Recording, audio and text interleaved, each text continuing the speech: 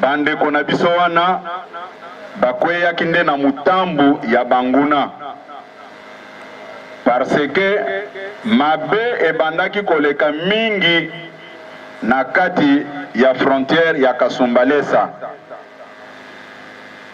Au lieu de réfléchir comme membre à parti de l'opposition et du parti au pouvoir, Bango va se comporter comme des opposants. Bakoui na mutambu ya banguna. Parce que makambo ezolekana frontière ya Kasumbalesa, frontière de la Zambie, c'est inacceptable. IDPS viva. Fraude moko à grande échelle, organisée à tous les niveaux. Phénomène au balobi bilanga. Phénomène wana eza alelote po baloba ke non eza bato ya IDPS nde baye na yango. Toyokana malamu sur ce point là. Toyokani ba régime nyonso o eleki bato oyo biso to remplacer ba pratiquer biloko ya bilanga wana. IDPS viva. Lokola biso bato bazobundisa mokonzi ya mboka ndenge na uti koyebisa bino ke à chaque mouvement bazoloba o mokonzi ya mboka azokoka te nyonso wana pona kosaliri image na ye. Ndeko na biso oyo ya Kasumbalesa wana ndeko wana chaque fois soki abengi awa na Kinshasa na banda ko pesa bango toli na zolo babino boza pouvoir te. S'il y a quelque chose, il faut vous référer au pouvoir de l'État. Mais bayokaki yango te bakoyi na mutambu ya banguna babandi ko se comporter comme des électrons libres. Ngai comme secrétaire général soki otali malamu na statut na biso oyo, à moins que je me trompe, mutu aza na pouvoir ya ko gérer parti au quotidien, c'est le secrétaire général. Nga comme secrétaire général baza ko informer nga kuna mobulu ezali me bazotanga bakombo bato ya IDPS. Des ordres ezosalema wana eza bato ya IDPS. Comme un père de famille, j'étais obligé de stopper ces désordres. Mais boyoka makambo ndenge eza kobima. Il y a des journalistes de cette ville. Bamiyebi tango bakolanda matine oyo bakoyeba ke eza bangonde na lobeni. Moko abengi singa lobi secrétaire général bakombata na yo bakangi journaliste moko kuna na Kasumbalesa basekestre ye basali mabe. En tout cas biloko wana eza normal te. Ngana lobi ba combattant nanga basala ka biloko wana te non vérifié na zui téléphone nangai na bengi journaliste o balobaki ke ba combattant ba séquestré journaliste wana zo ebisanga ke te secrétaire général mutu ayebisi wana ngana bengi ete. D'ailleurs si j'ai eu la chance ya ko travailler bien awa na Kasumbalesa, c'est grâce à vos combattants.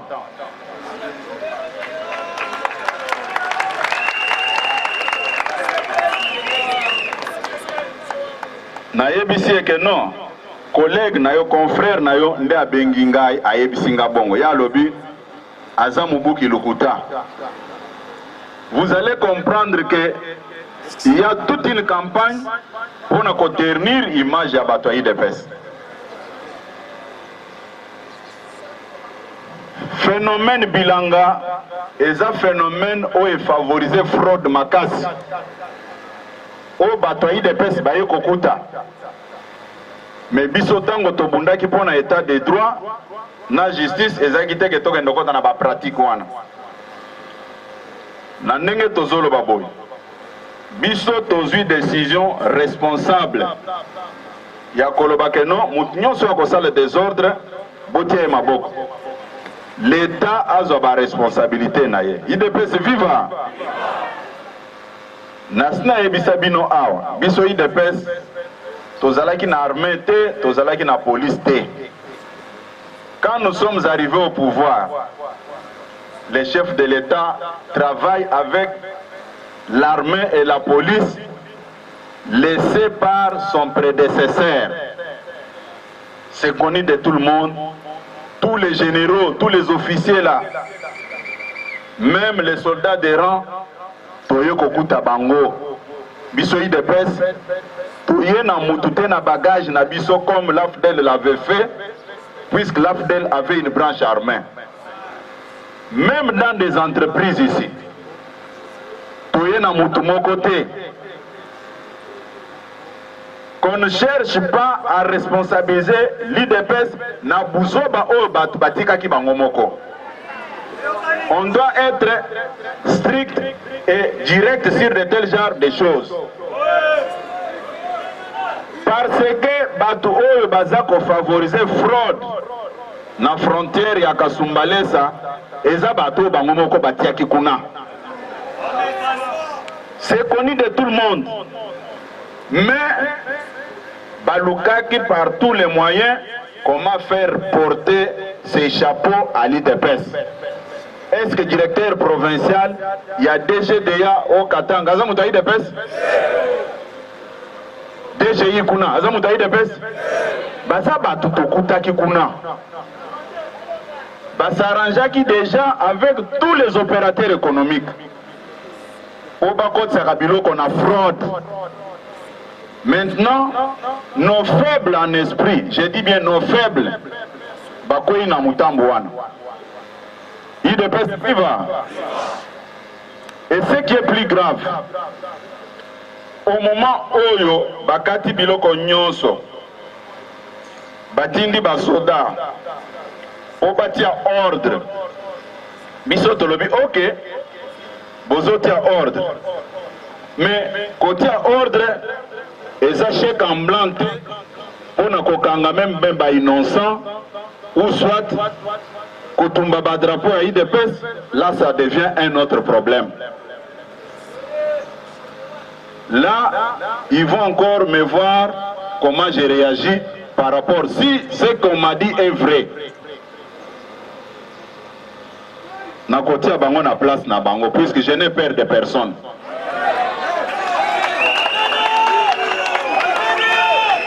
Nazako lobango ke soki makambu nazako yoka wana batindelinga ba élément nango que batu bakomi ko se comporter comme règlement de compte, en tout cas na ko épargner mutute. Là je vous promets, parce que nazana institution moko te o bako destituer ngai soki bazana posa ko destituer nga baya na permanence awa nde bako destituer nga.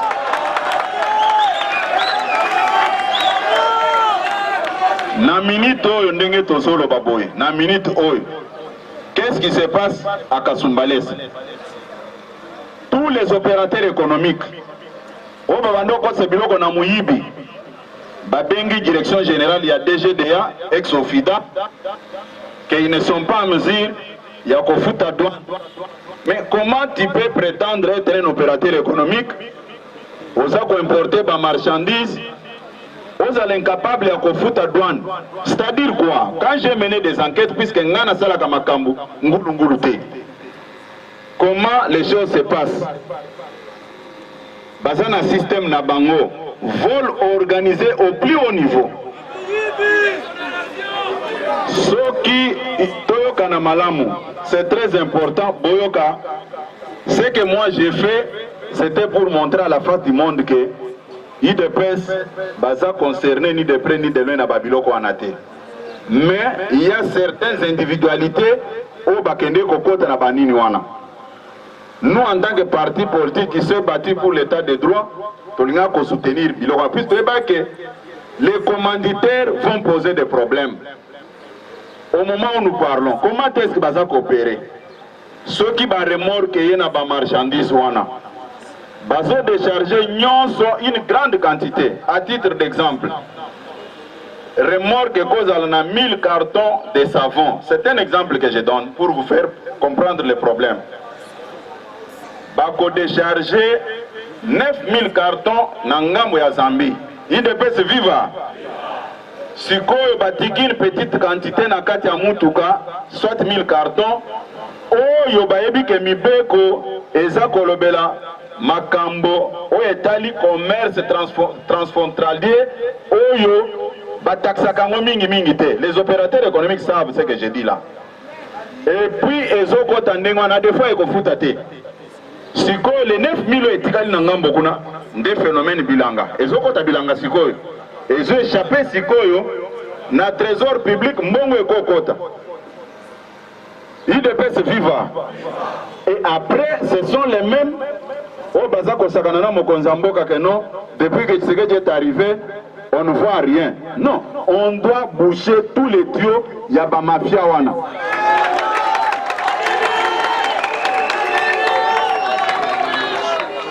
Tango Bayoka qui n'a lobby, combattant ya koza l'impliquer na makamwana, on doit l'arrêter. Bakanise ke kosuka kaka wana. Non, non. Toza ko remonter na filière wana ti batu nyonso baza impliqué na makambo wana. Il faut bakangama. Puisque on ne peut jamais comprendre nandenge yo lobi ozopera nazolo ba soki bato douane bazala ba vérifier information. Déjà basi ba bengi ke baza mziri ya kofuta douane te. Comment balongoli bato bolobi ke bando sala tracasserie. Mais yaka siko na voie normale ofuta babiloko na yo. Pourquoi ça pose problème? Nde yango à partir ya makambouana, c'est depuis 2013 du vivant de feu Etienne Tshisekedi. Et puis je profite aussi de l'occasion pour nakoyebi sa bandeko oyo bazana ba mouvement associatif na bango. Basa la makambu na bango tokopeksa bango te. Mais pas éviter qu'on utilise le drapeau de l'IDPS. Aux un mouvement associatif nayo pour soutenir les actions du chef de l'État et l'IDPS, sala yango mais qu'on utilise le drapeau ya IDPS. Tokani malam. Tokani malam. Parce que des ordres mususu eutiwana. Décision munene e utiwana. Okomona mutu alobi, o biso toza association ceux qui matembele ceux qui nini, o mona drapeau IDPS ezawana. Quand ils vont faire leurs bêtises, non c'est l'IDPS qui a fait. Bozo mona nakati awa. Ba banderole moko eza ba association ezate. Auparavant j'étais mal compris.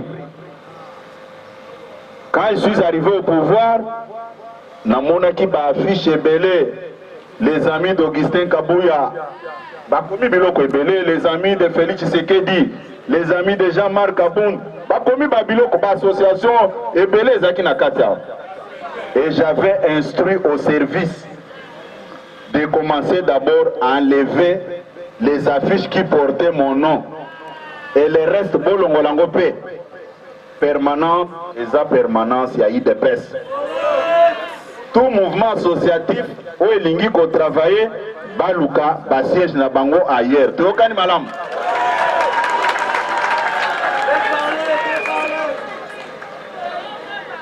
Pona nini naza koloba makambo wana? Même ba désordre où eleki na Kasumbale sawana.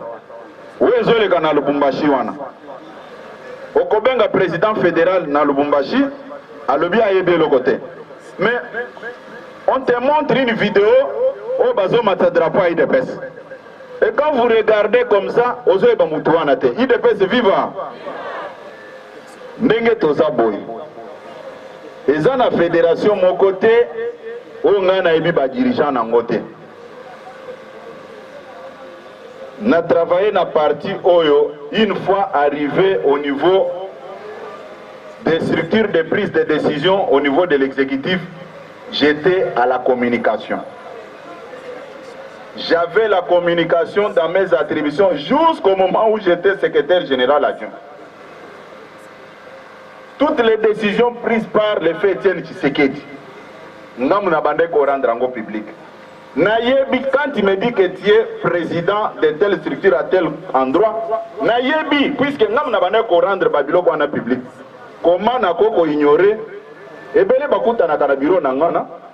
Dès que tu entres, tu me dis que Naza Songolo Pakalana Kotuno, Ozaki nommé sur quelle décision, donne-moi les numéros de décision. Puisque Eza Moussala na Salaki. Yango, Mikolomi Bale Oyo.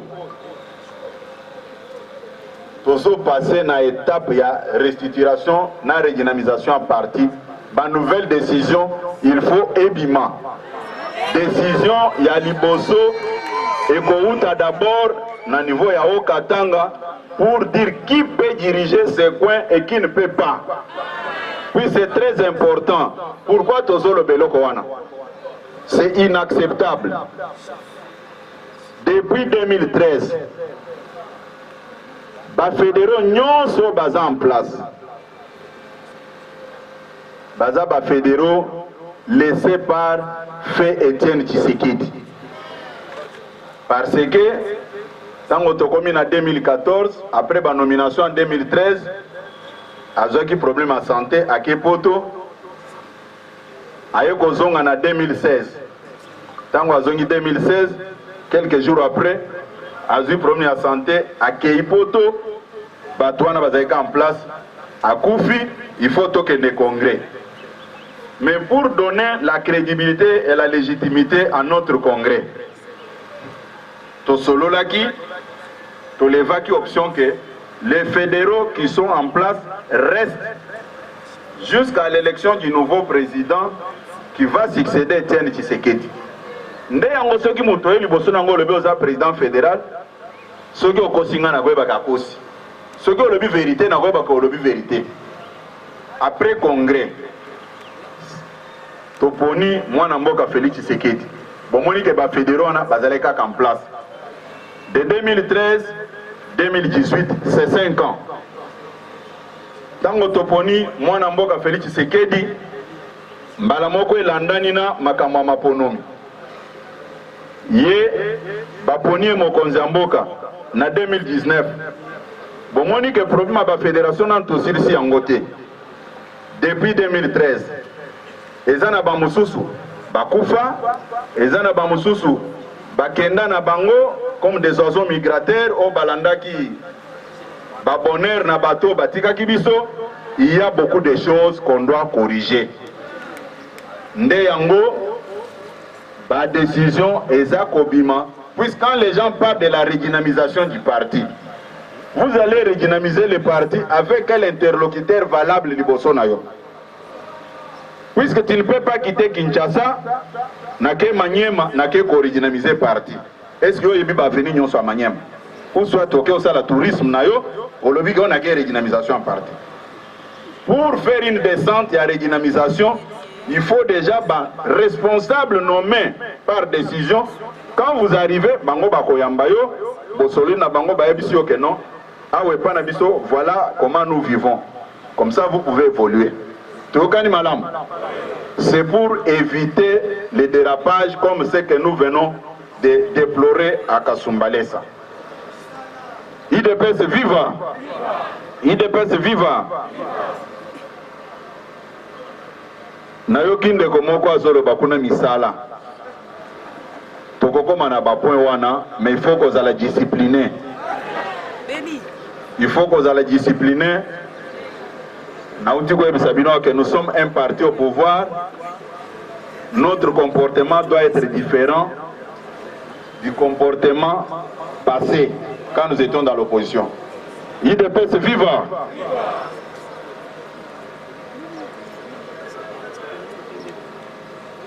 Nakanisi na point o na yebisi bino makambo ya Kasumbalesa na o muke na yebisi bino parti to kani malam. Nous n'avons aucun problème contre nos frères de Kasumbalès qui font partie de l'IDPS. Mais ce que nous ne voulons pas, c'est de poser les actes qui ternissent l'image du parti et l'image du chef de l'État. Sur ce point-là, il n'y a rien à négocier. Je peux vous surprendre. Lelo na tongo babenga kinga, bangonyo sowana, babenga kinga. Au CG, il faut faire quelque chose. Naïbsi bangobo. Je n'ai aucun problème avec vous. Mais mon problème, c'est quand vous posez les actes qui ternissent l'image du parti et l'image du chef de l'État. Naïbsi ki bangongo, bamusu bakanisa ki na kwamba bango na téléphone te, vi ba dérapage ou basala ki na ba propos na bango. Mais en tant que responsable, en tant que père de famille, j'ai pardonné tout ce monde-là.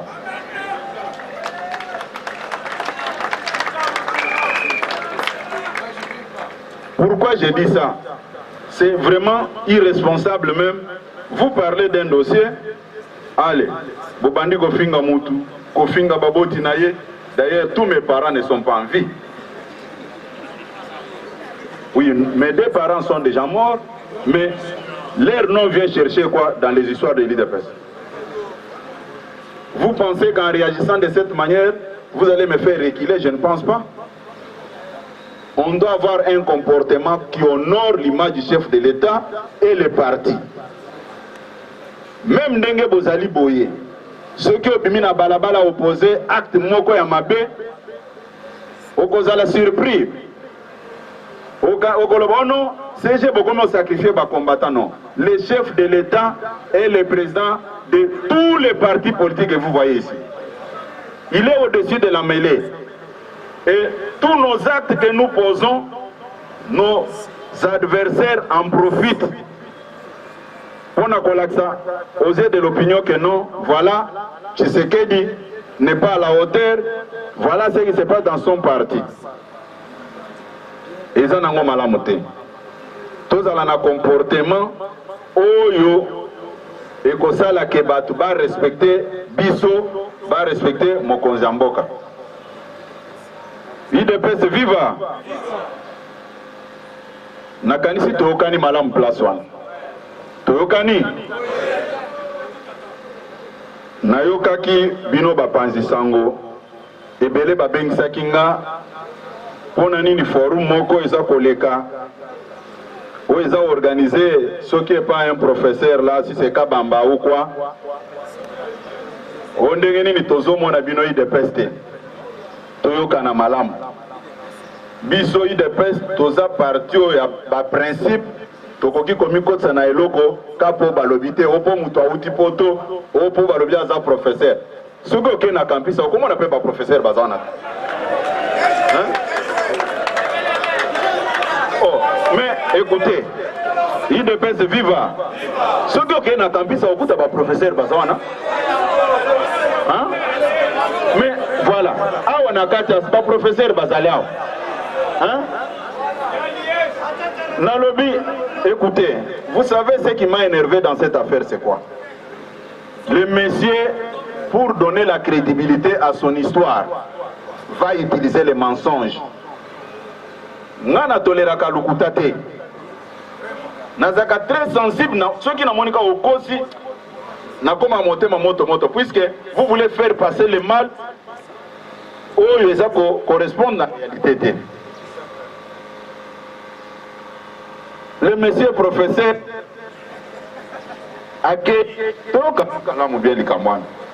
akutani na ndeko na biso Jacquemain Chaban ayebisi ono akutani na mokonzi ya mboka akutani na président Kabund yango azotindile pe invitation pour akende ko intervenir na forum wana. Ndeko Jacquemain a benginga pour vérifier l'information. Dans le lobby, je ne pense pas. A bengi député Nabiso Moussous, à quoi c'est les sous? Oh non, j'ai causé avec les autorités du parti. Yo comme président groupe parlementaire, il faut qu'on y ait Koloba. Président du groupe parlementaire, a bengi président Jean-Marc, à vérifier l'information. Président Jean-Marc Alobi, le monsieur ne m'a jamais rencontré, ne m'a jamais même appelé. Mais comment expliquer que pour lancer par invitation et par Nabino, il faut utiliser Bakombo Moussous à cause de Bouka Lokuta. Ça m'avait beaucoup énervé. Tosuki Wanate, Tomati Lissous na Oya, Tokome pas mon Konzamboka. Tout vérifier, je ne l'ai jamais rencontré. Ça, ce sont les professeurs que vous nous rencontrez. Hein? Bon, écoutez, et ceux qui Wanate Bande Konangai. Nazui Singa, ya collègue Nanga ya INC. Secrétaire général à INC à Benginga. Alors, mais oh, tout le monde a Bakombo parmi les intervenants. Makambo Ezandengeni. Na décrire une situation le but oh. Biso to kanse ke bino boza na kati bino. Na le but biloko wana nga na yebi yangote. Biso yi de pese hein. To ko kende kuna te, po to yebi makambo wana te. S'il pense que pour être reconnu comme tel, ça doit venir de là où on l'avait confié le mandat ou bien la mission, bisoto okendete. Allez, bande gonyo so balobi, c'est-à-dire mutoyo aza sérieux. Nde boyoki ke o ba suspendre ceux qui déroulement ya ba travaux ya forum wana. E ko kende pete e ko sale mate, IDPS akotikala kokota na biloko wana te. Tokani. Et ce que je vous dis ici, Nazako Lobango devant la presse. Nakanisi bakotie la vidéo, ya bakotie la image, ya matinée oyo. Ce n'est pas sérieux. Tolobaki toko kende kunate. Toyokani malam. Toyokani malam.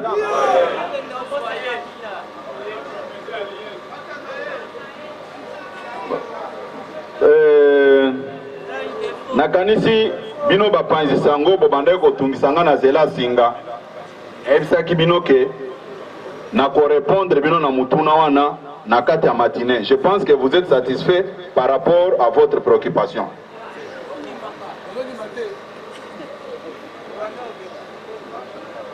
Tolobaki lelope n'annonçaki que nous allons organiser une journée porte ouverte en mémoire ya ba martyr na biso. Et kozala injuste na parcours politique na biso soki tozo kanisa batu oyo babomaki na ba régime nyonso elekaki parce que lelo tokomi na pouvoir. Yango na niveau ya direction na biso au niveau ya exécutif ya parti to travaillaki pour la décision moko ezala rendu public par le président du parti en mémoire ya ba martyr nyonso oyo IDPS o baboma. Mais awa toza na échantillon moko muke tokoko bosa na bato wana te puisque babungisaka mibali na bango lelo baza kobenga bango ba veuve parce qu'il y avait un groupe d'individus oyo basepelaki koorganiser ba élection na moment oyo mipeko esengaki te puisque bato babomaki le 19 et le 20 septembre ezapo IDPS na ba parti mususu basengaki convocation ya corps électoral conformément na mibeko mboka, conformément na loi électorale. Babomaka bande kona biso ebele batumba bango na ndako oyo nde yango naza ko annoncer bino que nous allons organiser une journée porte ouverte, une journée commémorative en mémoire ya ba martyr na biso. Nous ne pouvons pas laisser passer cette journée parce que nous sommes dans une quelconque coalition. Non. Tokosa la bon côté. Tokani malam. Nakobenga ba veuve wana bayao. Boya koto. Obomo na pasi oyo batikela biso batumba mibali na bango na kako oyo bolekisa bamama na bamatakoto